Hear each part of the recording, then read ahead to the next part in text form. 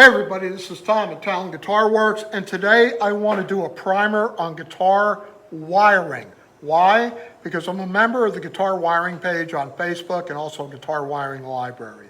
And although our goal is to help people who are starting out, we get the same questions every day. So if I cover this in a video, there's access to it on YouTube. They could look it up and they could see, in my opinion, how I set up the solder and how I solder. All right, first things first. I have a Yahoo 939D plus soldering station, and it's set right now to degrees Celsius. If I push the button, it will go up to degrees Fahrenheit. Not up, it just changes over, right?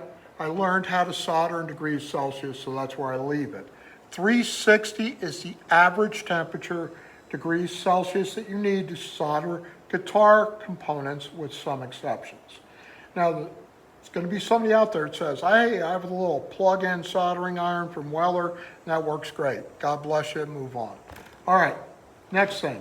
This cable, you want it to be without a bunch of curly cues in it, so you can move the soldering iron where you need to without resistance. Now, in the base of this, there's a sponge. That sponge gets wet every day. I use a soldering iron to clean off the tip. And then I've got my brass Brillo ashtray, if you will, that I also clean the tip with. Now, once in a while, I will use tip tinner, which is just a insert hot soldering iron tip here, and it will create a smooth tip on that soldering iron that allows it to transfer the solder flow more readily, if you will. Okay, so that's where we are there. We've got the soldering station down. Now, some other things. I've got these because I'm old and my vision isn't good. You may want a set of magnifiers also, especially when you're working in tight components. The next thing I've got is this. This will not take solder on it. It's, I think they say non-conductive, and I'm not sure that's a good term, to hold down your wire while you're soldering and it's cooling so it stays in place and doesn't move, creating a cold solder joint. All right, moving right along. I've got some wire cutters. I've got some wire strippers. And you want good quality wire strippers that are capable of electronics. You don't want the same one an electrician has, because the gauges are way bigger. Then I've got my desoldering pump, and this is just spring loaded, and heat up the solder joint you want to remove, press the plunger down, hit the button. When it's liquid, it will remove it. All right, next let's go on to what we hold our pieces with. This was a Helping Hands kit from a long time ago, probably over 20 years. It's dropped a bunch of times. It's missing some of the parts. It doesn't stay in balance real good. I use my little duckbill nut holding vise most of the time to hold pots that I'm going to solder, or I use a pick guard, and basically I could just put the nut, put that right in there, and I am good to go. So that's holding that down. All right, the last thing is I have alligator clips. And alligator clips are used as heat sinks to prevent excess heat from going into parts and damaging them. And I've seen a lot of damage over the years. All right, so what are we going to talk about now? We're going to talk about solder. This is the solder you get at Home Depot, Lowe's, hardware stores. It's okay. It's not expensive. Enough said. This is really good solder that you get online. This is leaded. It's got some flux in it. It flows very nicely. Next, let's go over the wire. There's two types of wire out there in the solder world, and I'm going to start with this one. This is your plastic coated wire. Now I'm going to strip it. And when I strip it, I'm going to put my magnifier on and I'm going to check. And I don't know if you could see it there, but there's a couple strands in there. You want to make sure you are not the guy leaving more strands in there than you are here. because that's going to affect your connection. Now, they talk about pre-tinning this wire. So we twist all those strands together, right? Now I'm going to put it in the helping hands. I'm going to pick up my solder. I'm going to pick up my soldering iron, dab it on the sponge, put the tip of the iron on the back of the wire, put the solder on the front, and it's going to wick right onto that stranded wire, just like that. You see where it's real shiny? Sorry, I can't get you up closer than that. But that's pre-tinning. Now, the other type of wire that's out there is this cloth pushback wire. And when you push it back, guess what? It's already twisted together and pre-tinned. That's why I like this one. It's a lot quicker. All right. Now, we've got a standard pot here, and this is a 250K mini pot. And I'm going to cover how to solder the lug first. And there's two methods, and I'm going to use both of them. And the first method is by, I think it's DiMarzio says, make a little hook in the wire, right? I got a little hook in the wire, and I'm going to hook the wire through the lug that's open.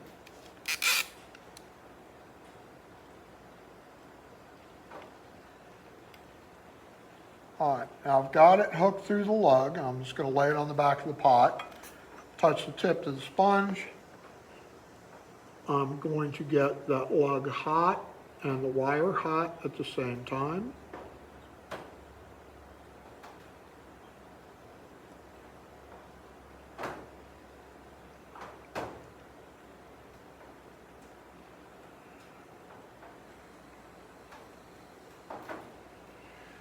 And voila, I've done it. Now the second method is to hold the soldering tip behind the lug opening, tin across the front of it so it's solid. Take your pushback wire, heat the back of the lug again, push the wire through, and hold it in place until it hardens. Both methods work. You pick the method. All right, so that's done.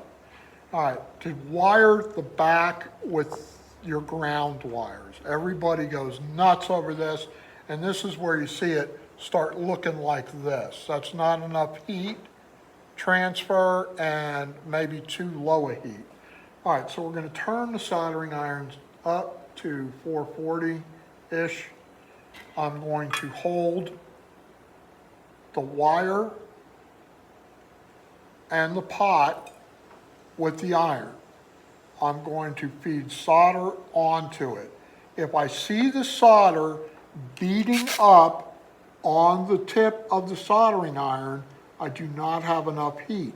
I can let it sit longer and it will eventually transfer to the pot, or I could turn up the heat.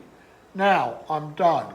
You always want to wait a little bit. I've seen guys immediately solder the back of a pot and then start stabbing at it to see if they can break contact. Yeah, a lot of times you will. All right, so this is the back of our pot now, and you see how shiny that is? And a puddle, that's the way you want your solder joint to look. Now, some other tips. When you get a pot or you get a tremolo claw in, you will see that it's got what looks like a coating. It's not a coating. Don't call the manufacturer and say, stop putting that coating on. This coating is caused by oxygen. It's oxidation. Take a piece of 400 grit sandpaper, rub it across, and look how shiny now. See, solder doesn't like sticking to oxidized metal. So this already had a solder joint on the inside, so we're going to do the back side for the purpose of the demonstration. And I'm going to take this out. I'll put this in.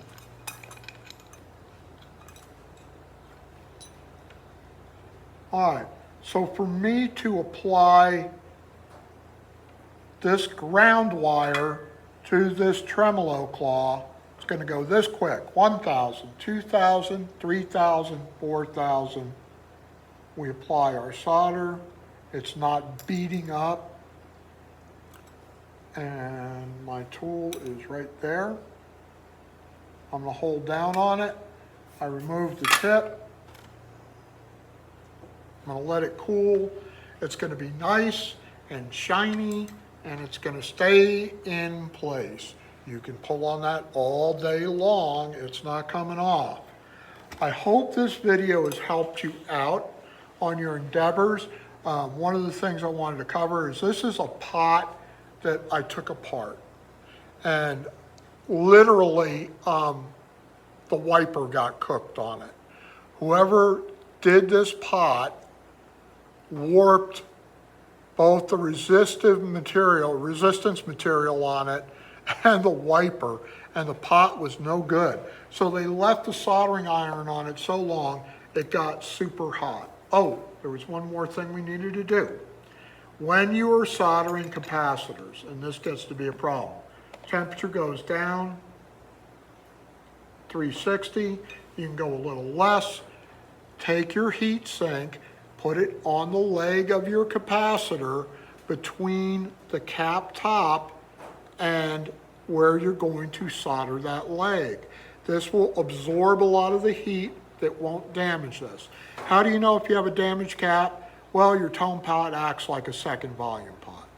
And capacitors are cheap. They all have a resistance or a capacitance range, They have a dielectric in them between these two elements that helps it store a charge. Unless you damage that dielectric, it's going to work. If you're spending $20 on a cap for your guitar, God bless you, you don't need to. These are normally about 80 to 90 cents a piece. So this is Tom at Talent Guitar Works. Only half my ideas are any good. You got to decide which half.